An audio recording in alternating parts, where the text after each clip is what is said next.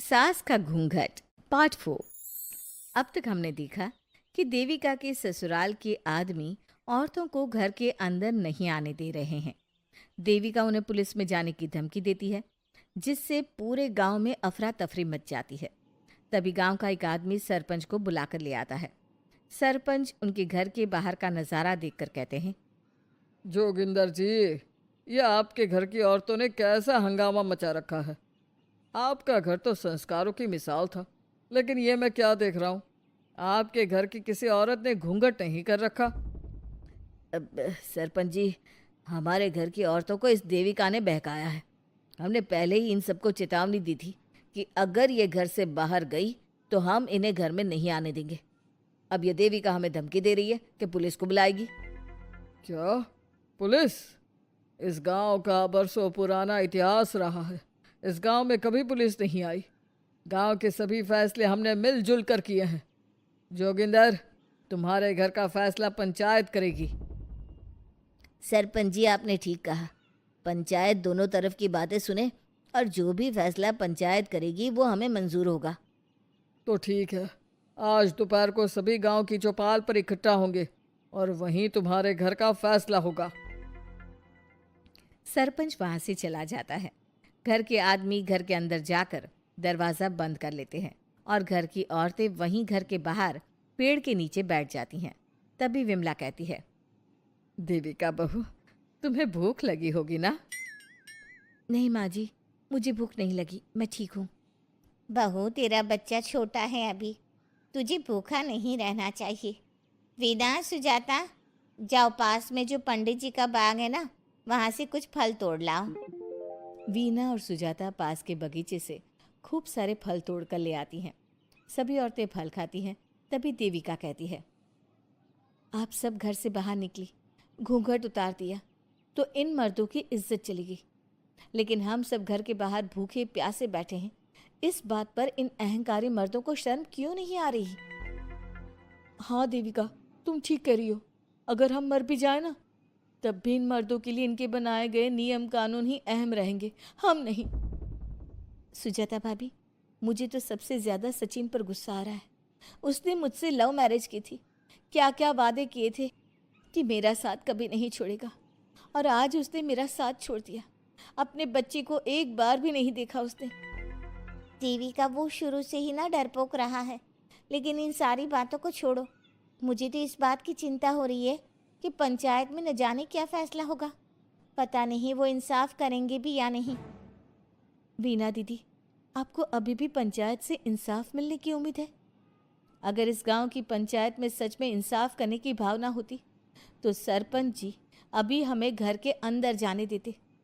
देखा नहीं कितना जहर उगल कर गए हैं हमारे खिलाफ। तो बहू, अब हम क्या करेंगे? पंचायत तो हमारे खिलाफ ही फैसला सुनाएगी। पहले तो हम अपनी सारी बातें रखेंगे। अगर ये लोग नहीं माने तो आपको वही करना होगा जो मैं कहूँगी।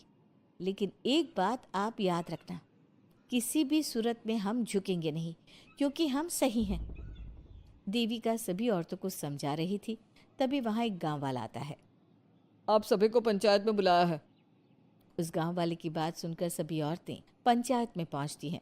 वो देखती हैं कि उस पंचायत में सारा गांव इकट्ठा हो गया है। बहुत सारी औरतें लंबे लंबे घूंघट करके वहां आई हुई हैं। तभी पंचायत की कार्यवाही शुरू की गई और घर के आदमियों से पूछा गया कि वो घर की औरतों को घर में क्यों नहीं रखना चाहते। हमारे घर की औरतें ना तो घूंघट उतारती है और ना ही किसी डॉक्टर से इलाज करवाती है, और हमारे मना करने के बाद भी इन सब ने घर से बाहर कदम रखा, हमसे ऊंची आवाज़ में बात की। हमने इन सबको चेतावनी भी दी, लेकिन इन्होंने हमारी बात नहीं सुनी। अब ये सभी औरतें हमारे घर में नहीं रह सकती। अब औरतें अपना पक्ष रखें।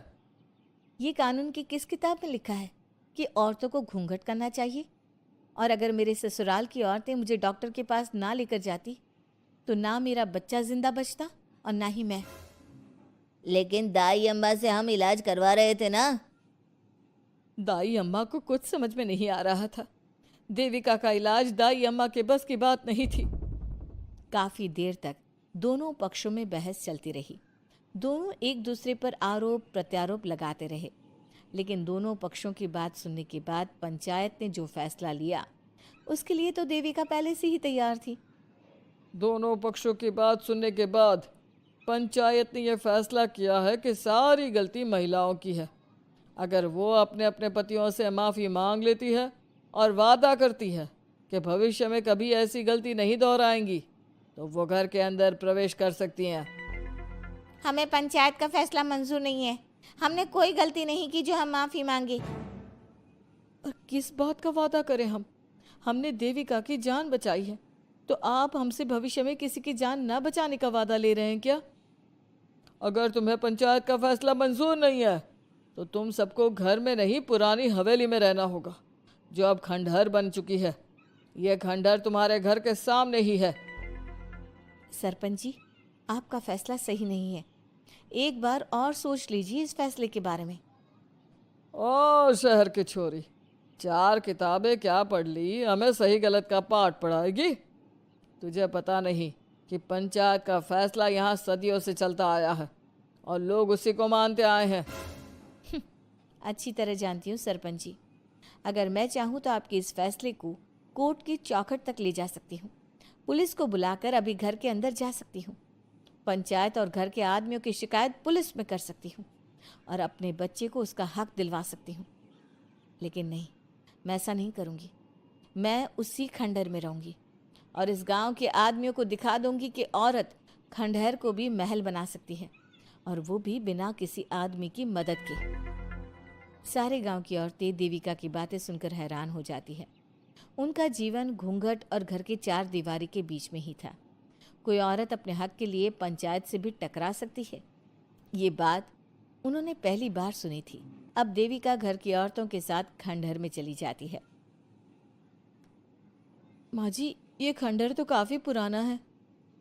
भाभी, खंडहर पुराने ही होते हैं। मुझे तो डरावना भी लग रहा है। मैं डर की वजह से कभी इस खंडहर के आसपास भी नहीं आई, लेकिन मुझे क्या पता था कि एक दिन इसी में रहना पड़ेगा। ये तो टूटा फूटा भी पड़ा है।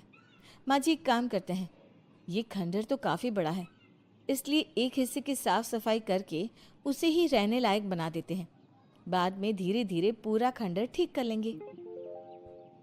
हाँ बहू, तुम ठीक कह रही हो। विमला भाभी और मैं इस खंडहर के टूटे हुए हिस्सों पर मिट्टी और ईंटें लगा देते हैं। सुजाता और विना, तुम साफ सफाई कर लो। सभी औरतें मिलकर खंडहर के एक हिस्से को सुधारना शुरू कर देती है और काफ़ी देर तक मेहनत करने के बाद वो उस हिस्से को काफ़ी हद तक अच्छा कर लेती हैं। और इसी तरह रात हो जाती है। सभी औरतें बैठकर बात करती है। माँ, हमने इस खंडहर को घर तो बना दिया है, लेकिन ये घर चलेगा कैसे? हाँ माँ जी, मैं भी यही सोच रही हूँ। और हम सब तो बड़े हैं, गर्मी सर्दी भूख कुछ भी आसानी से बर्दाश्त कर सकते हैं। लेकिन देविका का बेटा बहुत छोटा है, उसे तो हमें अच्छी तरह से पालना होगा ना। मैं भी यही सोच रही हूँ कि आगे हमें क्या करना चाहिए। कम्मू और मैं मिलकर मिट्टी का चूल्हा और मिट्टी के बर्तन बना देते हैं। कुछ दिन के लिए खाने का इंतज़ाम भी हो जाएगा, क्योंकि यहाँ पर खेत और बाग बगीचे आसपास ही हैं, कहीं से कुछ भी ले सकते हैं। पहले आप मुझे ये बताइए कि आप सब लोगों को आता क्या है? मतलब कोई ऐसा काम जिसका आपको शौक हो, जो आपने बचपन से किया हो। बहू, तेरे दिमाग में चल क्या रहा है? माँ जी, बहुत कुछ चल रहा है। बस अब हमारा सारा ध्यान इस बात पर होना चाहिए कि हम अपने लिए अच्छे से अच्छा क्या काम कर सकते हैं। आप सब हिम्मत से और समझदारी से काम लो, फिर देखना हम इस खंडहर को भी महल बना देंगे। इसके लिए सबसे पहले हमें आत्मनिर्भर बनना होगा।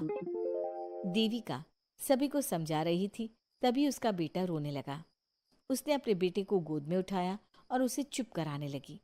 अब देविका के सामने सबसे बड़ी चुनौती थी कि वो किस तरह से ससुराल की औरतों को आत्मनिर्भर बनाए और किस तरह से अपना घर चलाए। हमारे प्यारे दर्शकों, अब आप बताइए, देविका और घर की सभी औरतों ने अपने पतियों से माफी ना मांगकर सही किया या गलत? क्या उनका खंडहर में रहने का फैसला सही था? अब देविका को क्या कदम उठाना चाहिए, हमें कमेंट में ज़रूर बताना। हमारी कहानी को लाइक, शेयर और चैनल को सब्सक्राइब करना मत भूलना।